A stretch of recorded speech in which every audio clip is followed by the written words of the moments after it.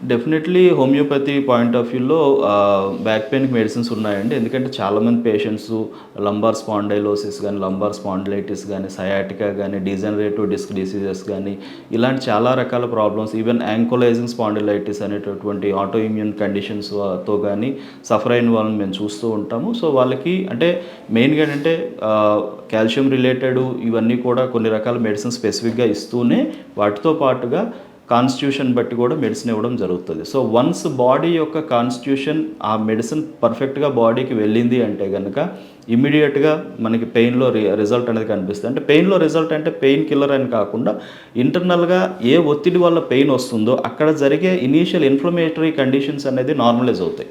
Once inflammatory conditions normalise అయినాయి అంటే గనక దెన్ అక్కడ జరిగే బల్జెస్ వీటిలో కూడాను కొన్ని చేంజెస్ రావడం, నెర్వ్ మీద ప్రెషర్ అనేది తగ్గిపోతుంది. సో, నెర్వ్ మీద ఒత్తిడి ఎప్పుడైతే తగ్గుతుందో పెయిన్ రిలీఫ్ వస్తుంది.